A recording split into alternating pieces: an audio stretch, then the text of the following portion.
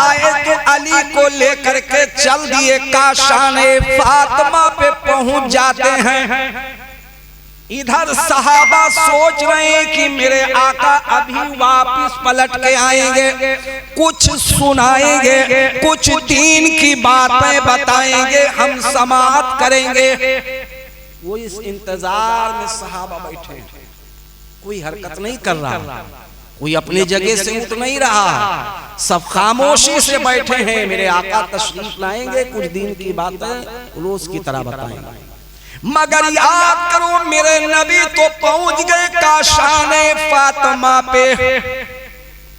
अली से फरमाया, अली तुम दरवाजे पे खड़े रहना, किसी को खबरदार अंदर मत आने देना। नबी अंदर जलवा फरमा, मौलाए कायनात दरवाजे पे खड़े हैं। अब देर तो काफी हो गई, सहाबा बेचैन हो गए, आखिर मेरे आका गए कहां? सरकार अबू बकर सिद्दीक फरमाते, मेरे नबी के सहाबा तुम ठहरे रहो, मैं जाके पता कर लेता हूँ, देख लेता हूँ आका कहाँ है। प्यारे अबू बकर सिद्दीक मस्जिद से निकले और सीधे मौलाए कायनात के घर की तरफ चल दिए। सरकार अबू बकर सिद्दीक, आपको कैसे मालूम हो गया कि मेरे आका अली के घर गए? आपने उस रास्ते को क्यों चुना? तो बरेली के इमाम मोहम्मद रजा खान फाज़िले बरेलवी अलैहि रहमत व रिज़वान फरमाते हैं कि ओने की महक ने दिल के और गुंचे खिला दिए हैं, गुंचे खिला दिए हैं, और जिस राह चल गए हैं कोचे बसा दिए हैं। सहाबा मेरे आका को जब तलाश करना चाहते थे तो रास्ते की खुशबू को सूंघ करके आका तक पहुंच जाते थे।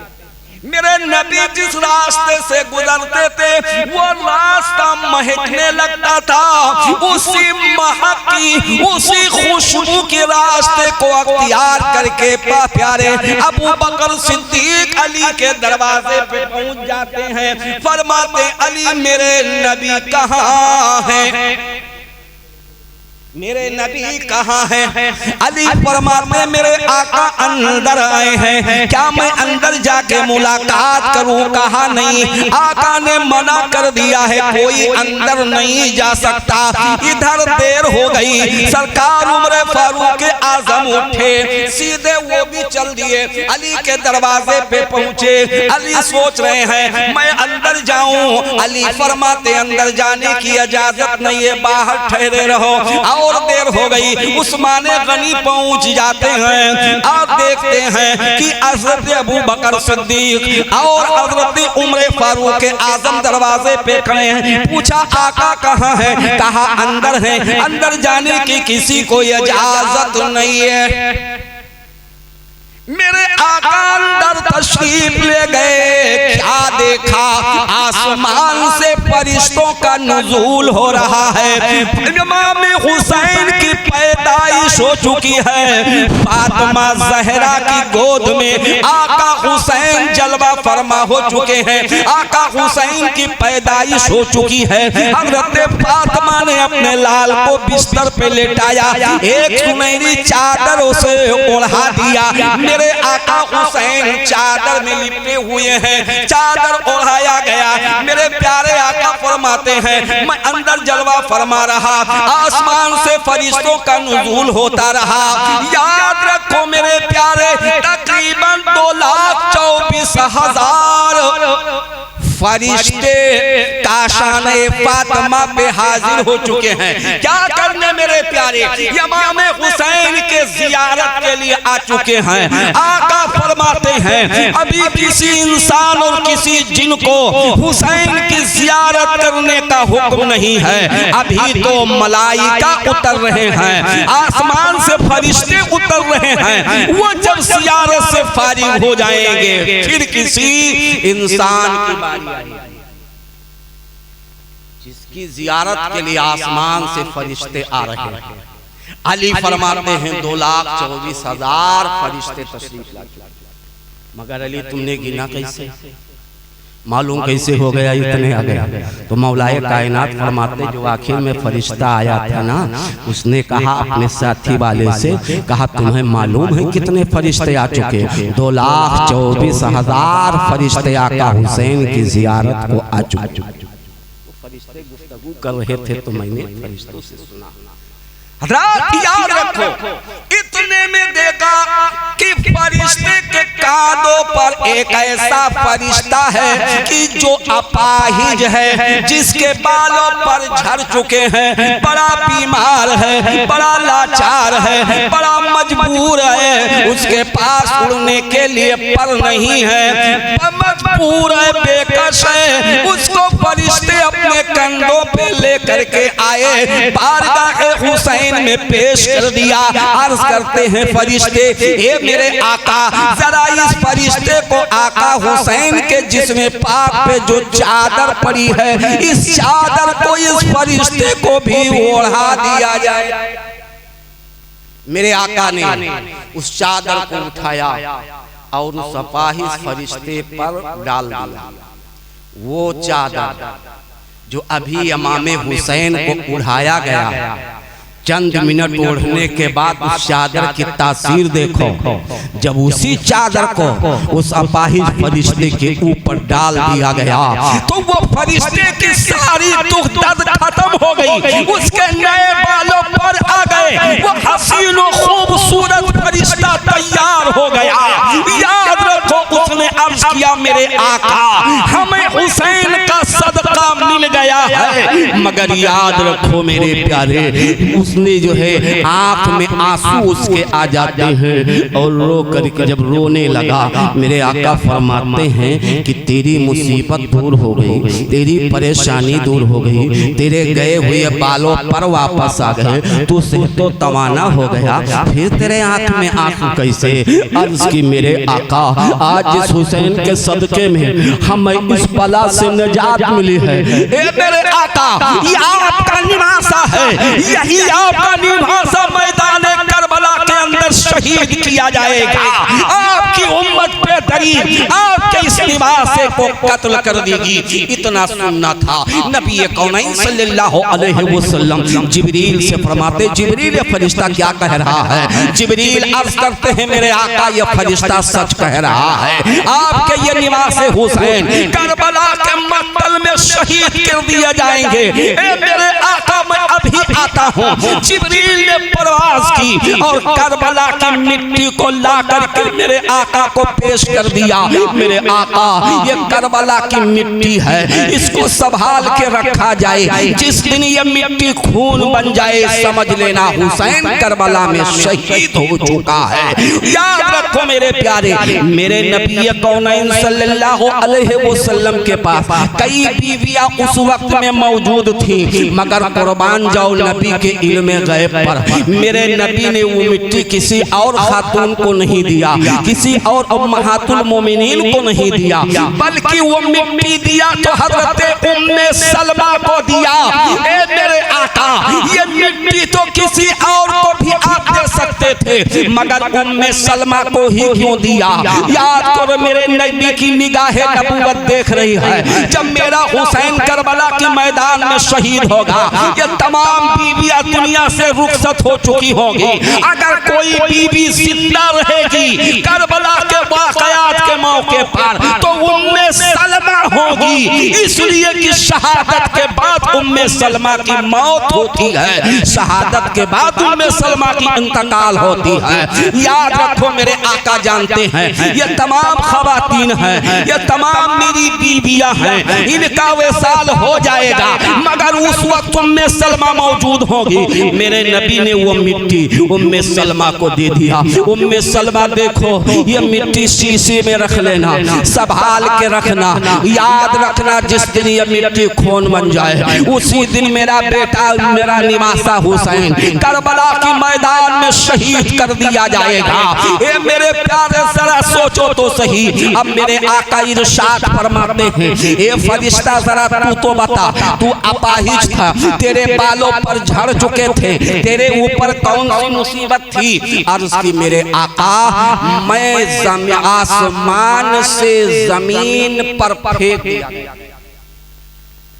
आसमान से जमीन पे डाल दिया गया, मेरे बालों पर छीन लिए गए और इस मुसीबत के आलम में हमें पहाड़ की एक घाटी में डाल दिया गया। मेरे आका इरशाद फरमाते हैं क्यों तेरे बालों पर छीन लिए गए? ये परेशानी तुझे कैसे लाहिक हुई? तब फरिश्ते ने अर्ज किया था मेरे सरकार मेरी जो है 700 साल हो चुके हैं, 700 साल के पहले मैंने आसमान से जमीन पे झांक करके जब देखा तो देखा कि जमीन पर एक अपाहिज आदमी जो है वो अपने उसके पैर नहीं है, उसके हाथ नहीं है, उसके गहे आंख नहीं है, नाबीना है, पैर से लंगड़ा है, हाथ से लूला है, आंख से नाबीना है, वो जमीन पे घिसट घिसट के चल रहा था। मेरी निगाह पड़ी, मेरी जबान से निकल गया काश अल्लाह तुझे पैदा ही ना किया होता, इतना कहना था कि आवाज आती है ओ फरिश्ता मैंने जिस बंदे को पैदा किया उसे हाथ से महरूम रखा, उसे पैर से महरूम रखा, उसे आंख से महरूम रखा, मगर किसी वक्त भी मेरे बंदे ने मेरी नाशुक्री नहीं की है, हमेशा हमारा शुक्र अदा करता रहा, उसने नाशुक्री नहीं की। और तू कौन है कि जो मेरे बंदे के बारे में ऐसा बोल दिया कि तुझको पैदा ही ना करता? यही गजब था कि उसके बालों पर छीन गए। मेरे आका इरशाद फरमाते हैं फरिश्ता जरा बता तेरी उम्र कितनी है? याद रखो मेरे प्यारे आका हुसैन आज पैदा हुए हैं, अब उसकी उम्र मेरे आका पूछ रहे हैं। फरिश्ते ने कहा सरकार मेरी उम्र 1000 बरस की है, अल्लाह ने 1000 बरस के पहले मुझको पैदा किया, हसीनो जमील बनाया, बालों पर मुझे अता की है, और जब पैदा किया तो रब ने पूछा है फरिश्ता ये बता मैंने तुझे क्यों पैदा किया? रब ने पैदा फरमाया और पूछ रहा है फरिश्ता ये बता मैंने तुझको क्यों पैदा किया? फरिश्ते ने अर्ज की मेरे मौला पैदा करने वाला तू है, बनाने वाला तू है, तू ही जान सकता है कि तूने मुझे क्यों पैदा किया। तो रब ने इरशाद फरमाया ए फरिश्ते सुन ले, मैंने तुझको पैदा किया है, मेरा एक हबीब है दुनिया में जाएगा और उसका निवासा होगा, उस मेरे महबूब का निवासा हुसैन करबला के मैदान में शहीद कर दिया जाएगा। और जब मेरा हुसैन शहीद होगा और उसकी मजार उसकी तुरबत करबला में बनेगी तो उस मजार की चारों कसी झाड़ू लगाने की ड्यूटी देने के लिए मैंने तुझे पैदा किया। जहन पर हाथ रख के सोचो आका हुसैन आज पैदा हुए और उनके बारगाह में झाड़ू देने वाले फरिश्ते को अल्लाह ने 1000 बरस पहले वो फरिश्ता जो बारगाह हुसैन में उनकी मजार पर ड्यूटी देगा, झाड़ू लगाएगा, मेरे हुसैन के मजार पर सफाई करेगा, उस फरिश्ते को हुसैन की पैदाइश से 1000 बरस पहले ही अल्लाह ने पैदा फरमा दिया।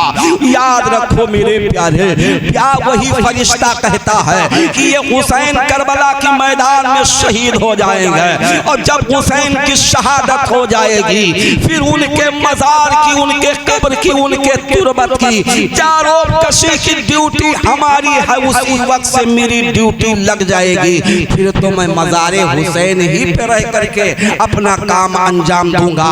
इसीलिए रब ने मुझे पैदा किया है। हुसैन आज पैदा हो रहे हैं और हुसैन के बारगाह का खादिम नौकर, हुसैन की बारगाह में उनकी तुरबत पर झाड़ू देने वाले फरिश्ते को अल्लाह ने 1000 बरस पहले पैदा किया। पता चला ये अज़ल से बात लिखी हुई है कि हुसैन को मैदान मक्तल में शहीद होना है।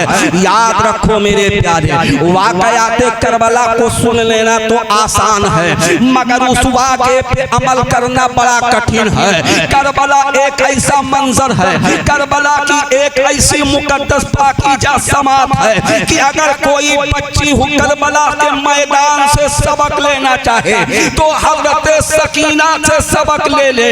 अगर कोई नौजवान खातून करबला की मैदान से सबक लेना चाहती है तो शहरबानों की जिंदगी उठा करके देख ले। इमाम हुसैन की बीबी शहरबान हो, उनकी बहन हजरत ज़ैनब की तारीख को याद कर ले, उसे दर्स इबरत मिल जाएगा। करबला की मैदान से अगर किसी बूढ़े सहाबी को सबक चाहिए तो याद करो 55 साल के हुसैन से दर्स इबरत हासिल कर ले। अगर करबला के मैदान से कोई नौजवान दर्स इबरत हासिल करना चाहता है तो अली अकबर की लुटी हुई जवानी से वो दर्स इबरत ले ले। अब्बास अलंबरदार के कटे हुए बाजू से दर्स ले ले। सबको करबला के मैदान से दर्स मिल रहा है। ये मेरी माँ बहनों, हुसैन की मोहब्बत को जरा सीने में बसाओ, और जिसने हुसैन को मोहब्बतों से पुकारा है यकीनन हुसैन ने करबला में रह करके इनकी आवाजों को सुन के उनकी इमदाद भी फरमाई। एक वाकया सुना, एक गैर धर्म की खातून जिसने मन्नत की बुनियाद पर जब उसकी मन्नत पूरी हो गई उसने हुसैन के नाम की नियाज दिलाई। अच्छा खाना तैयार किया, खाना तो तैयार हो गया, रकम लगा करके खाना तो तैयार कर लेती है, लेकिन वो दौर था मेरे प्यारे फातिहा पढ़ने वालों का मिलना बड़ा मुश्किल था। हर कोई पढ़ा लिखा नहीं था। फातिहा कौन दे? वो खातून खाना तैयार करके बैठ जाती है अपने घर के आंगन में, दरवाजे पे इंतजार करती है। कोई मुसलमान मिल जाता तो मैं उससे फातिहा आका हुसैन के नाम पे करवा लेती। बड़े अदब व एहतराम के साथ उसने नियाज का खाना तैयार किया था, फातिहा के इंतजार में लगी हुई है। कोई मुसलमान मिलता, कोई दाढ़ी वाला मिल जाता, कोई टोपी वाला मिल जाता तो मैं आका हुसैन के नाम की फातिहा दिलवा देती।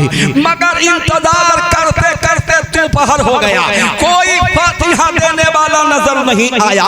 दोपहर से दिन ढल गया, असर का वक्त करीब आ गया, अब भी कोई फातिहा देने वाला नहीं मिला है। बुढ़िया परेशान हो जाती है। मजहब इस्लाम की मानने वाली खातून नहीं थी, गैर धर्म की मानने वाली थी। अकीदत उसकी बड़ी पख्ता थी मेरे प्यारे, बड़े पक्के के अकीदे की थी। हुसैन से ऐसी सच्ची मोहब्बत थी, सोच रही थी आका हुसैन अब आपके नाम की नजरों नियाज देने वाला कोई ना मिलेगा, आपकी बारगाह में फातिहा पेश करने के लिए कोई नहीं मिलेगा।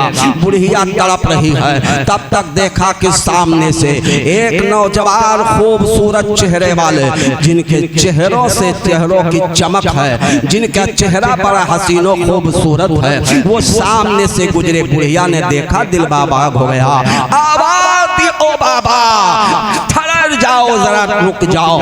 आप रुक जाते हैं। रुकने के बाद कहा क्या मामला है? कहा आका हुसैन के नाम पे नज़्र दिलवानी थी, कोई फातिहा करने वाला नहीं मिल रहा है। दोपहर से बैठी इंतजार कर रही हूँ, कोई आकर के फातिहा दे दे, मगर कोई गुजरा नहीं कि जो उस खाने पर आका हुसैन के नाम पर नियाज कर दे।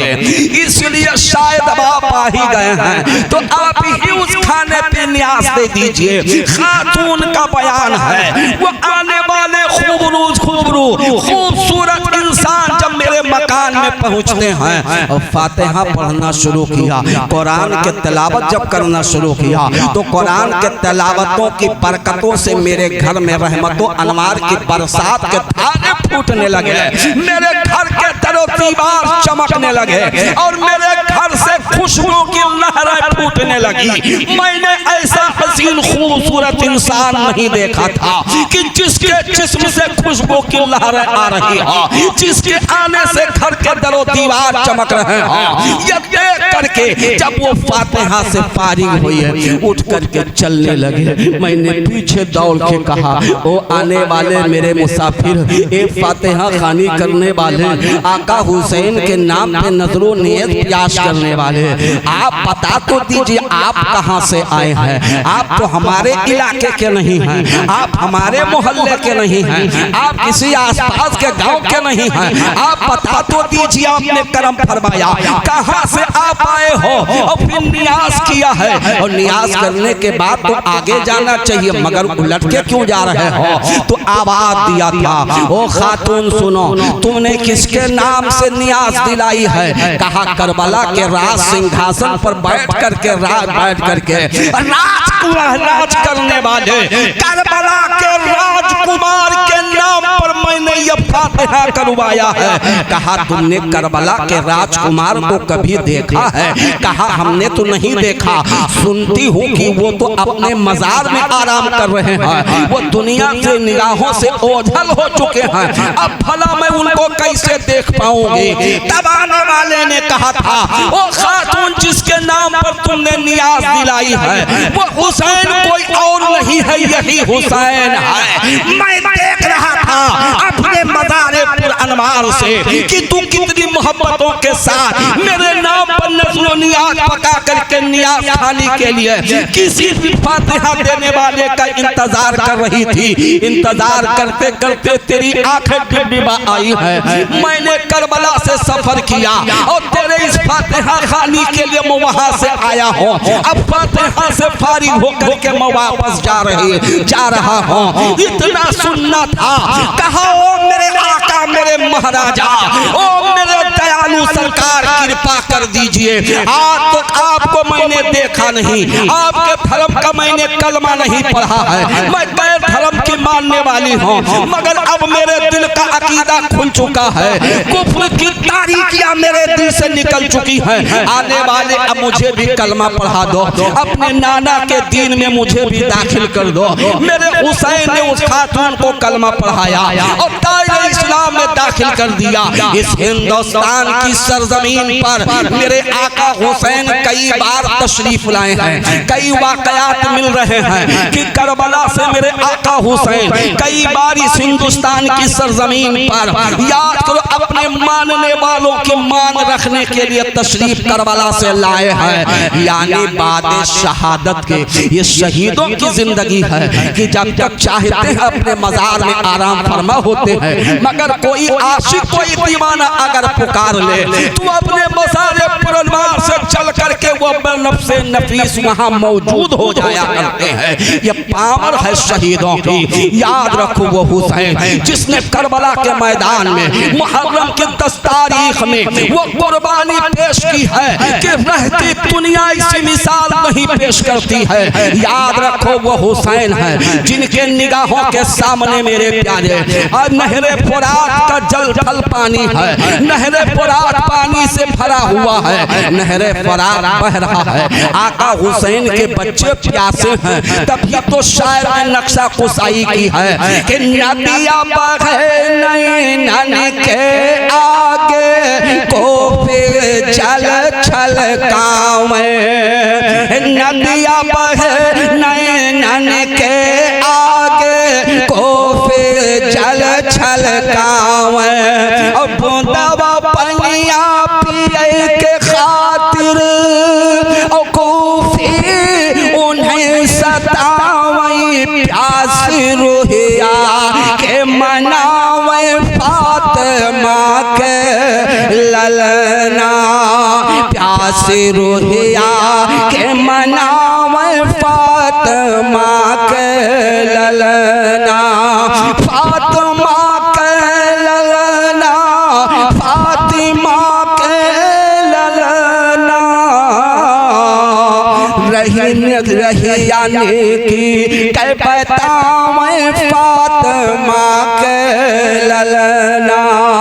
और 3 दिना के भूखे प्यासे रनमा तीर चलावे और नाना की उम्मत के खातिर अरे प्यासा गला कटावे रहियाने के बतावे फातिमा के ललना।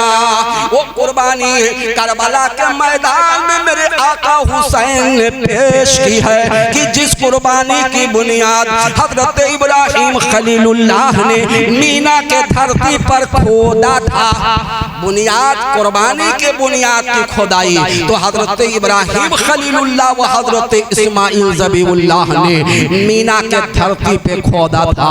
आज उसी बुनियाद की भरपाई मेरे हुसैन करबला के मैदान में पूरी फरमा रहे हैं। याद रखो निगाहों के सामने 6 माह का अली असगर तरफ के दम तोड़ देता है। कुर्बान जाओ मेरे प्यारे, आपका लख्ते जिगर है, आपका बच्चा है, 6 माह का बच्चा है, 4 माह का बच्चा है। अगर बीमार हो जाए माँ बाप बेचैन हो जाते हैं। अगर बच्चा पैदा होते ही अगर बीमार हो गया तो माँ बाप जितना रकम लगता है उस 1-2 दिन के बच्चे के लिए भी अपना सारा रकम पेश कर देते हैं। मगर हुसैन के 6 साल का बच्चा है, नन्हे अली असगर है, प्यास से गला सूखा हुआ है, ज़बानें बाहर आ जाती हैं। मेरे हुसैन अपने 6 माह के नन्हे अली असगर को लेकर के मैदान करबला में जाकर के कहा था, ओ यजीदियों, अगर तुम्हारे नजदीक कोई जुर्म किया है तो मैंने किया है, तुम्हारे नजदीक मुजरिम हो तो मैं मुजरिम हूँ। मगर इस 6 माह के बच्चे ने तुम्हारा तो कुछ नहीं बिगाड़ा है, हमें पानी नहीं देते हो ना दो चलेगा। मगर ये 6 माह का अली असगर है, इसकी होठों को देखो, इसकी प्यास को देखो, इसकी ज़बानें पथरा चुकी हैं। कम से कम इस बच्चे के मुंह में अगर पानी का चंद कतरा अगर आपने डाल दिया तो कल अपने हाथों से नाना चांद से आबे कौसर का जाम लेकर के हम तुम्हें पिलाएंगे। मगर इस बच्चे को तो पानी पिला दो। मगर वो सकी बदबख्त जालिम यजीदियों ने पानी देने के बजाय हुरमला का तीर कमान पे चढ़ता है, निशाना लगाया और निशाना लगा करके मेरे हुसैन अपने नन्हे अली असगर को अपने जो है कांधे पे लिए हुआ है, उसने तीर को चढ़ाया कमान पे और ऐसा तीर खींच करके माला कि वो तीर जा करके अली असगर के हलक को चीरता हुआ हुसैन के पासों में बेबस हो जाता है।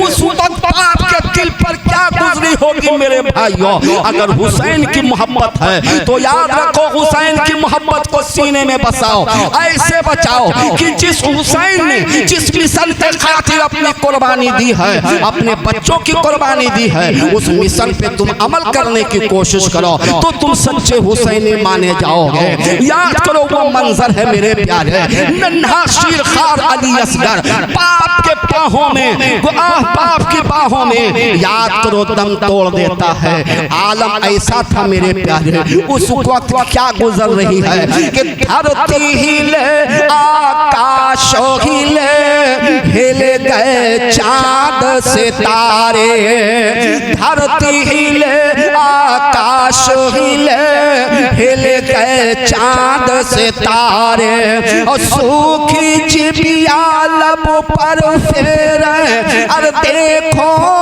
असगर प्यारे प्यारी रूहिया को मनावे फातिमा के ललना, प्यासी रूहिया के मनावे फातिमा के ललना, फातिमा के ललना, फातिमा के ललना, मोहिया जियरा माता पावे फातिमा के ललना। मेरे हुसैन की गोद में, मेरे आका हुसैन के बाहों में अली असगर ने दम तोड़ दिया, मगर हुसैन ने सब्र का सिल अपने सीने पे रख करके आंख में आंसू न आने दिया, इसलिए कि नन्ही लाश को लेकर के खेमे में आना है, हजरत सकीना को भी दिखाना है, हजरत शहरबानों को भी दिखाना है, हजरत ज़ैनब को भी दिखाना है। अगर मैंने रो दिया, आज मेरे आंखों में आंसू आ गए, तो मेरे बीवी मेरे बच्चों का हाल क्या होगा। मेरे हुसैन ने सब्र किया और उस बच्चे को अपने दामन में छिपा करके जब खेमे में लेकर के आते हैं तो हजरत ज़ैनब को सब्र हो गया, हजरत शहरबानों भी खामोश हो गई कि शायद बच्चे को पानी मिल गया है, इस बच्चे की प्यास बुझ गई है, तभी ये बच्चा खामोशी से बाप की गोद में आ रहा है, शायद मेरे बच्चे को पानी मिल गई है। हजरत ज़ैनब ने कहा था, भैया हुसैन क्या बच्चे को पानी मिल गई? मेरे हुसैन ने कहा था, मेरी बहन ज़ैनब बच्चे को पानी तो नहीं मिली है, मगर नाना जान के हाथों से आबे कौसर का प्याला जरूर मिल गया है।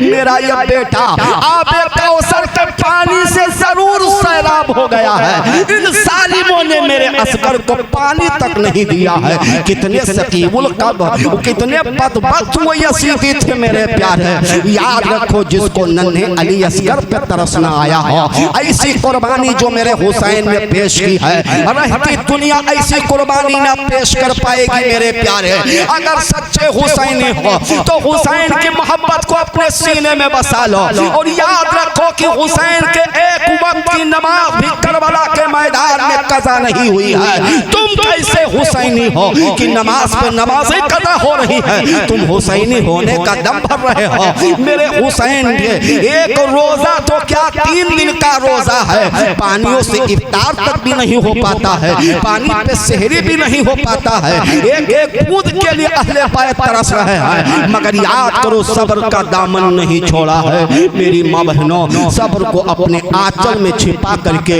हुसैन के मिशन पर अमल करके जिंदगी संवार लो, इसी में हम सब के लिए कामयाबी व कामरानी है। आपको वाकयात कितना सुनाया जाए मेरे भाई, बड़ी लंबी वाकयात है, इसलिए टाइम भी आपका ज्यादा हो गया और कुछ लोग तो आराम भी करने,